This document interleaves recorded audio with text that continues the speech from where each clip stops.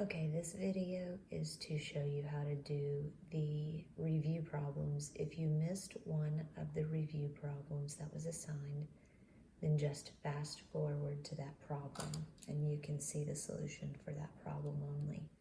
So starting with number 1, you had to do write the prime factors of 24. So we do a factor tree and then list the prime factors. And then you have to write the prime factors of the second term, which is minus 8x.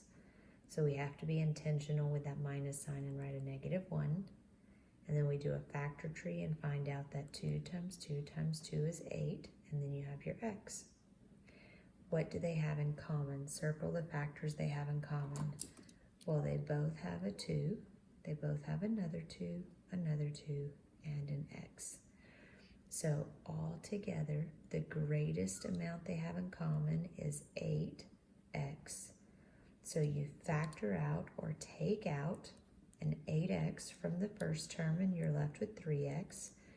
Take out an 8x from the second term and you're left with the understood 1 that was there, a -1 or a -1. Now how do you check that? Multiply it back out using distributive property. 8x times 3x is 24x squared. 8x times -1 is a -8x. Okay, moving on to number 2.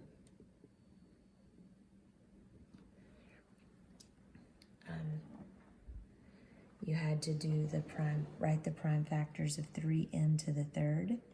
So that would be an understood 1 times 3 times n times n times n. And then write the prime factors of the -12n squared. That minus sign we'll write as a -1. And then for 12, you do a factor tree and find out it's 3 times 2 times 2. Doesn't matter what order you write it in. Then n times n. For the plus 30n, it would be an understood 1, a positive 1, times 3 times 2 times 5 times n. What factors do they all have in common? They all have a 3, and they all have an n. The greatest common factor would therefore be 3n. When you factor it out or take it out of the first term, you're left with an n squared. When you factor it out or take it out of the second term, you're left with a -4n. And when you factor it out or cross it out, take it out of the third term, you're left with a 10 plus 10. Okay. For number 3, you have to write the prime factors of x squared y to the 4th, and then write the prime factors of x to the 6th. They both have 2 x's in common, so that's x times x is x squared, so the greatest common factor is x squared. When you factor that out or take it out of the first term, you're left with y to the 4th. When you factor that out or take it out of the second term, you're left with x to the 4th. And the last problem on this page, 10x squared plus 35x. Write the prime factors of 10x squared, which would be 2 times 5 times x times x. The prime factors of a plus 35x. If you don't know them, you can do a factor tree, but you'll find out that it's there's always an understood 1. So we could say the 1 there, but it won't matter. Times 5 times 7 times x. They both have a 5. They both have an x. So the greatest common factor would be 5x. When you factor out 5x from the first term, you're left with a 2x. When you factor out 5x from the second term, you're left with a plus 7. Okay?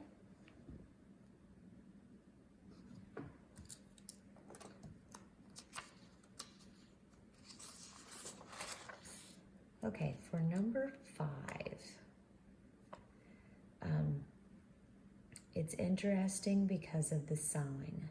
So a -6x, that negative sign, we're intentional about writing it as a -1, and then 6 is 2 times 3, and then the x.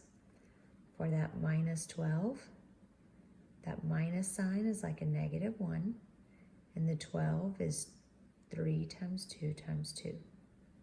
So they both have a 3 in common, they both have a 2 in common. You might also notice that they both have a -1 in common. When you factor out the -1 and the 2 and 3, then the greatest common factor, what they have in common, everything they have in common together would be a -6. Factor that out of the first term, you're left with just an x. Factor that out of the second term, you're left with now a +2 or a +2 because you factored out the -1. Okay? Or let's say you don't notice that there is a negative that they have in common, and so you just factor out the 2 and the 3, which would be 6. Then you're left with a -x minus 2. This is the first way, is the better way or the more correct way to write the answer. Okay, number 6.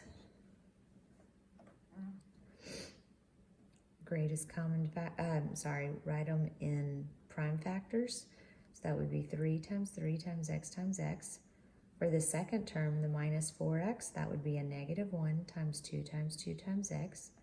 And then for the +12, that would be a +1 or a +1 times 2 times 2 times 3. They don't have anything in common. They don't all have a 3. They don't all have a 2 because the first one doesn't have a 2, so it's prime. Okay. For the last two, you would have to write the prime factors of the first term. 27x squared would be 3 times 3 times 3 times x. A -63 would be a -1 times 7 times 3 times 3. They both have a 3. They both have another 3. Now you have to factor out the greatest common factor. So all together, they have a 9 in common. So factor out or cross out the 9, and you're left with 3x squared in the first term. Factor out or cross out the 9 from the second term, and you're left with a -7. And then to work the last problem. List the prime factors of the first term. List the prime factors of the second term. Look for what they have in common. They both have a 3, both have an A, both have a B. So that means the greatest common factor would be 3AB. When you factor it out of the first term, you're left with a 4A squared. And when you factor 3AB out of the second term, you're left with a 5B squared. All right.